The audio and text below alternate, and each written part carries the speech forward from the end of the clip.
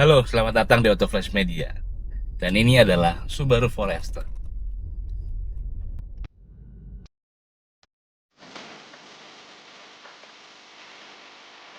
Pernah nggak kepikiran kenapa ada orang yang sanggup beli mobil mahal tapi justru milih yang tampilannya biasa aja? Mobil yang nggak akan bikin orang noleh 2 kali di lampu merah atau bahkan minta foto bareng. Di tahun 2026 ini, saat semua brand berlomba-lomba pamer layar raksasa dan lampu LED yang terang benderang, Subaru Forester tetap di jalurnya. Hari ini kami di Autoflash akan membedah satu mobil yang menurut kami adalah simbol dari orang-orang yang sudah selesai dengan urusan gengsi. Orang yang tidak lagi butuh pengakuan dari luar, tapi lebih mementingkan substansi dan keamanan keluarga. Apakah Forester terbaru ini masih menjadi pilihan paling waras? Mari kita cari tahu. Subaru Forester mungkin salah satu mobil yang unik di pasar Indonesia. Mobil ini bermesin boxer 4 silinder, kapasitasnya 2,5 liter dengan tenaga 180-an PS dengan torsi 243 Nm.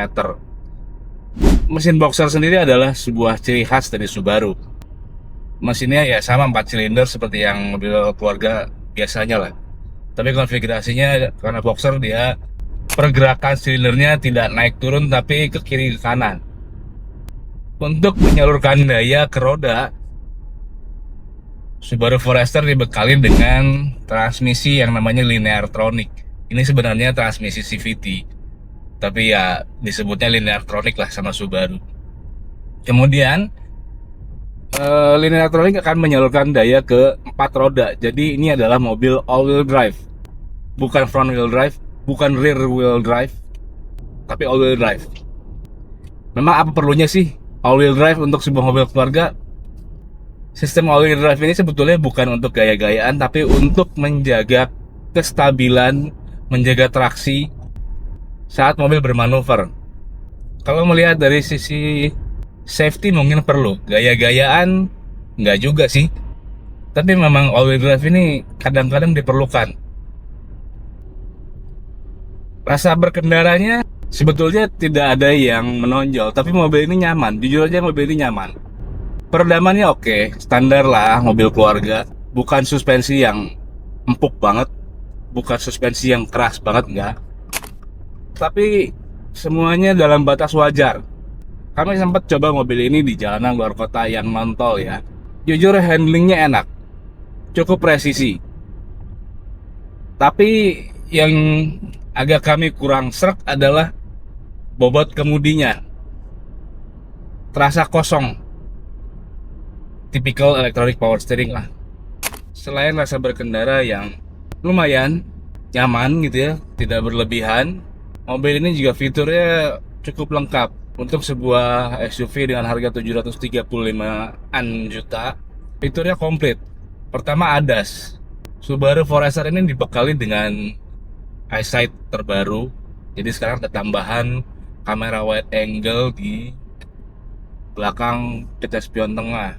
Kemudian ada layar besar pastinya. Mobil sekarang kalau nggak ada layar besar kayaknya bukan mobil. Isinya komplit lah, pengaturan AC di situ ada. Kemudian ada Android Auto, Apple CarPlay standar lah. Punya navigasi internal juga yang di provide oleh TomTom. Kalau Anda tahu, TomTom adalah provider GPS global ya. Yang menarik adalah masih ada tombol-tombol fisik, jadi nggak semuanya di dalam layar pengaturan. Ada tombol fisik yang esensial seperti on off audio, ada tombol fisiknya. Tuning radio ada tombol fisiknya.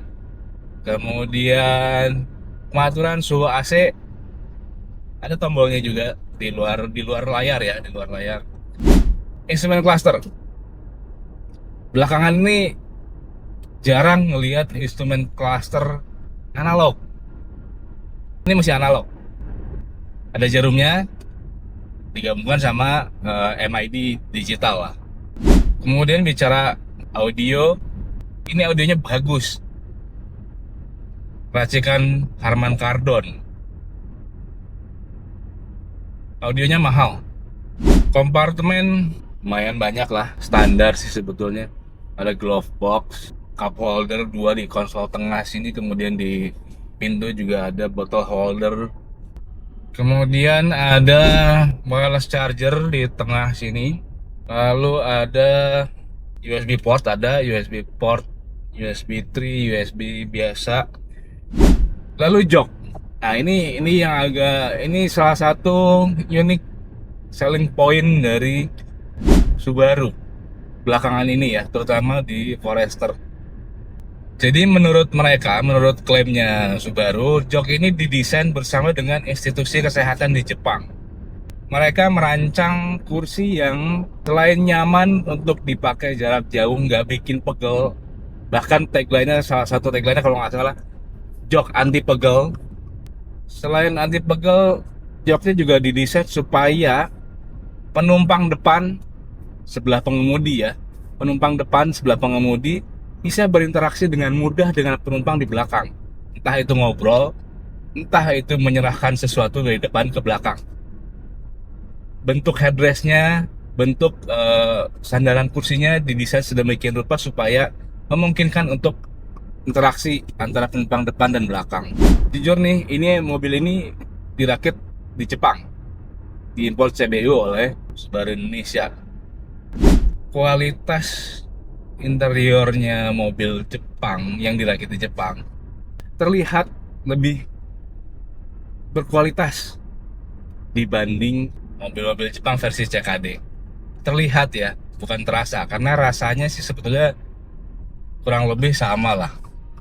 Nah, untuk Subaru Forester ini interiornya berkualitas, kami harus akui berkualitas. Plastiknya juga oke, bagus, terasa gitu di tangan. Kalau diraba gitu terasa ini plastik yang berkualitas lah, yang bakalan tahan lama. Door trim atau backlighting dilapis bahan empuk di depan.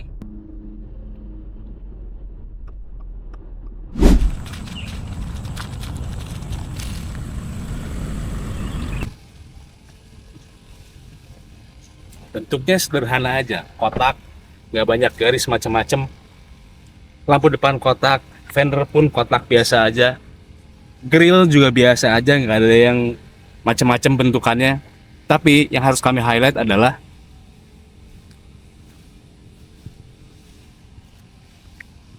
ukuran jendela yang besar.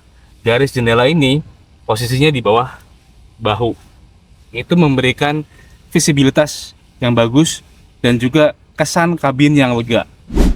Ada banyak hal di sini yang sebetulnya terlihat sederhana tapi fungsional. Contohnya adalah lubang aero ini. Ini fungsional, mengalirkan udara dari dalam spakbor saat ban berputar keluar. Itu yang disebut form follows function.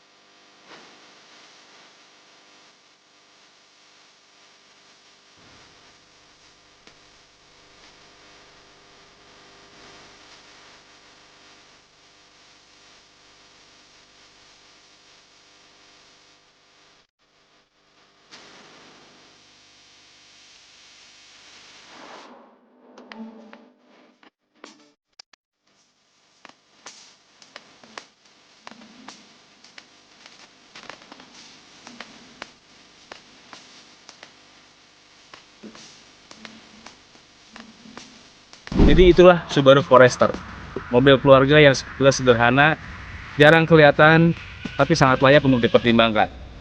Jangan lupa subscribe ke Auto Flash Media dan juga tekan loncengnya supaya tidak ketinggalan update terbaru di dunia otomotif. Terima kasih sudah mampir di Auto Flash Media.